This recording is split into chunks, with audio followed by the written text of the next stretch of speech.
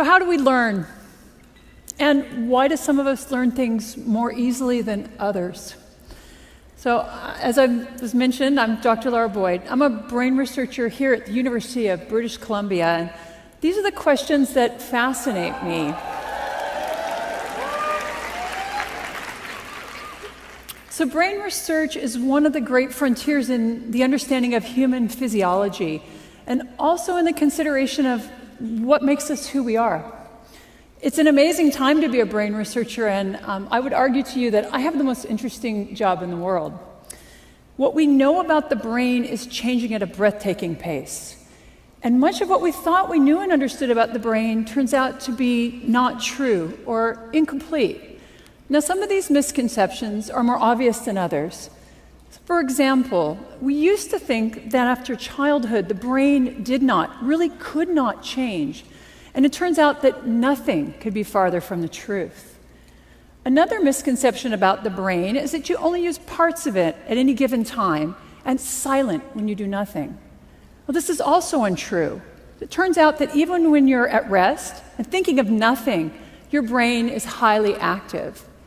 So it's been advances in technology such as MRI has allowed us to make these and many other important discoveries. And perhaps the most exciting, the most interesting and transformative of these discoveries is that every time you learn a new fact or skill, you change your brain. It's something we call neuroplasticity. So as little as 25 years ago, we thought that after about puberty, the only changes that took place in the brain were negative. The loss of brain cells with aging, the result of damage like a stroke. And then studies began to show remarkable amounts of reorganization in the adult brain. And the ensuing research has shown us that all of our behaviors change our brain, that these changes are not limited by age. It's good news, right? And in fact, they're taking place all the time. And very importantly, brain reorganization helps to support recovery after you damage your brain. The key to each of these changes is neuroplasticity. So what does it look like? So your brain can change in three very basic ways to support learning. And the first is chemical. So your brain actually functions by transferring chemical signals between brain cells, what we call neurons, and these trigger a series of actions and reactions. So to support learning, your brain can increase the amount or the concentrations of these chemical signaling that's taking place between neurons. Now, because this kind of change can happen very rapidly, this supports short-term memory or the short-term improvement in the performance of a motor skill. The second way that the brain can change to support learning is by altering its structure. So during learning, the brain can change the connections between neurons. Now here, the physical structure of the brain is actually changing, so this takes a bit more time. These types of changes are related to long-term memory, the long-term improvement in a motor skill. Now, these processes, they interact, and let me give you an example of how. So we've all tried to learn a new motor skill, maybe playing the piano, maybe learning to juggle. And you've had the experience of getting better and better within a single session of practice and thinking, I've got it. And then maybe you've returned the next day and all those improvements from the day before, they're lost. What happened? Well, in the short term, your brain was able to increase the chemical signaling between your neurons. But for some reason, those changes did not induce the structural change that are necessary to support long-term memory. Remember that long-term memories take time, and what you see in the short term does not reflect learning. It's these physical changes that are now going to support long-term memories and chemical changes that support short-term memories. Structural changes also can lead to integrated networks of brain regions that function together to support learning. And they can also lead to certain brain regions that are important for very specific behaviors to change their structure or to enlarge. And so here's some examples of that. So people who read Braille, they have larger hand sensory areas in their brain than those of us who don't. Your dominant hand motor region, which is on the left side of your brain, if you're right-handed, is larger than the other side. And research shows that London taxi cab drivers who actually have to memorize a map of London to get their taxi cab license, they have larger brain regions devoted to spatial or mapping memories. Now, the last way that your brain can change to support learning is by altering its function. As you use a brain region, it becomes more and more excitable and easy to use again. And as your brain has these areas that increase their excitability, the brain shifts how and when they're activated. With learning, we see that whole networks of brain activity are shifting and changing. So neuroplasticity is supported by chemical, by structural, and by functional changes. And these are happening across the whole brain. They can occur in isolation from one another, but most often they take place in concert. Together, they support learning. And they're taking place all the time. So I've just told you really how awesomely neuroplastic your brain is. So why can't you learn anything you choose to with ease? Why do our kids sometimes fail in school? Why, as we age, do we tend to forget things? And why don't people fully recover from brain damage? That is, what is it that limits and facilitates neuroplasticity? And so this is what I study. I study it specifically how it relates to recovery from stroke. So recently, stroke dropped from being the third leading cause of death in the United States to be the fourth leading cause of death. Great news, right? Well, it actually turns out that the numbers of people having a stroke has not declined. We're just better at keeping people alive after a severe stroke. It turns out to be very difficult to help the brain recover from stroke. And frankly, we have failed to develop effective rehabilitation interventions. The net result of this is that stroke is the leading cause of long-term disability in adults in the world. Individuals with stroke are younger and tending to live longer with that disability. And research from my group actually shows that the health-related quality of life of Canadians with stroke has declined.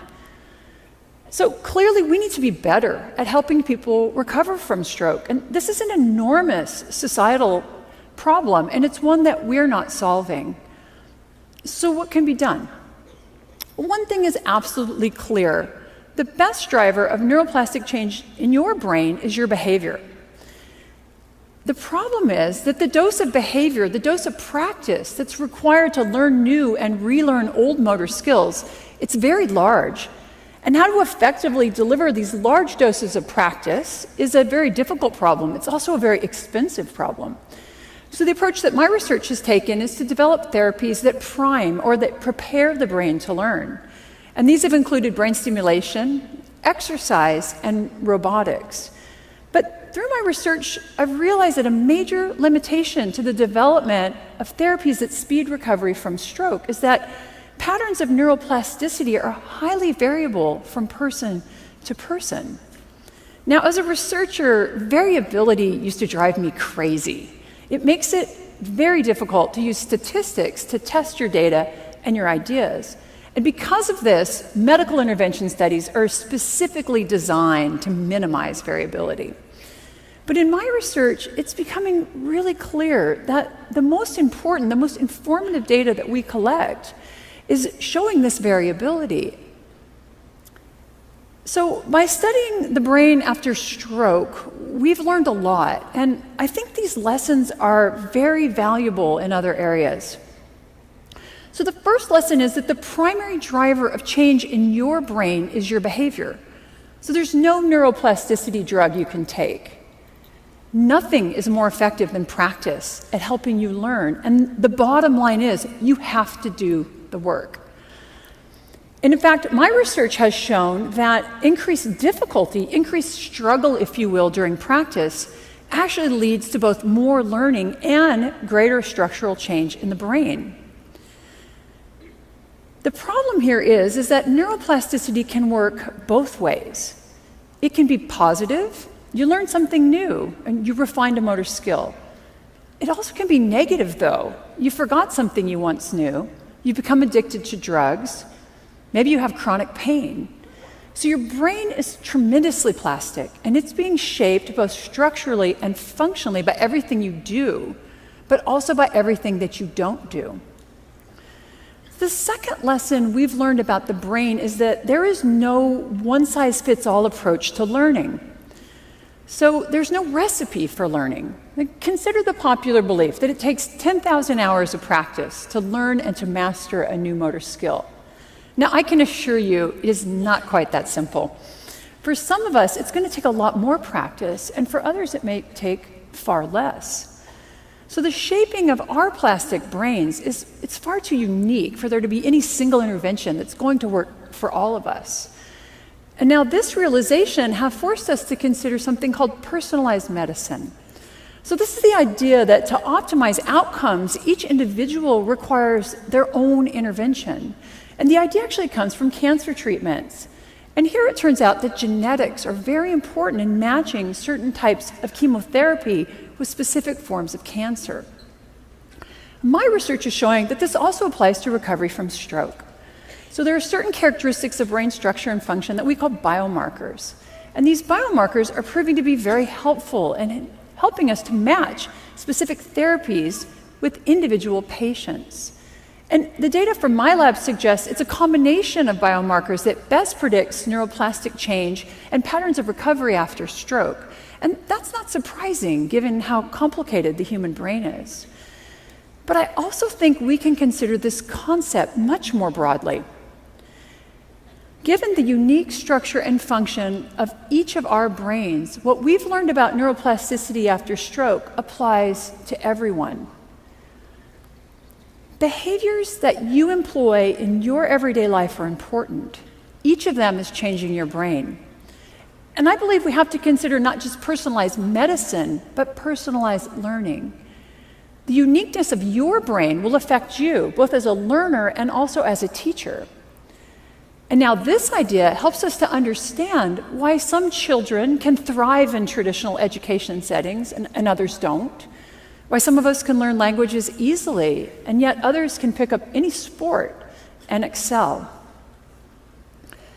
So when you leave this room today, your brain will not be the same as when you entered this morning. And I think that's pretty amazing. But each of you is going to have changed your brain differently. Understanding these differences, these individual patterns, this variability and change, is going to enable the next great advance in neuroscience. It's going to allow us to develop new and more effective interventions and allow for matches between learners and teachers and patients and interventions. And this does not just apply to recovery from stroke. It applies to each of us as a parent, as a teacher, as a manager, and also, because you're at TEDx today, a lifelong learner. Study how and what you learn best. Repeat those behaviors that are healthy for your brain, and break those behaviors and habits that are not. Practice. Learning is about doing the work that your brain requires. So the best strategies are going to vary between individuals. You know what? They're even going to vary within individuals. So for you, learning music may come very easily, but learning to snowboard, much harder. I hope that you leave today with a new appreciation of how magnificent your brain is. You and your plastic brain are constantly being shaped by the world around you. Understand that everything you do, everything you encounter, and everything you experience is changing your brain. And that can be for better, but it can also be for worse. So when you leave today, go out and build the brain you want. Thank you very much.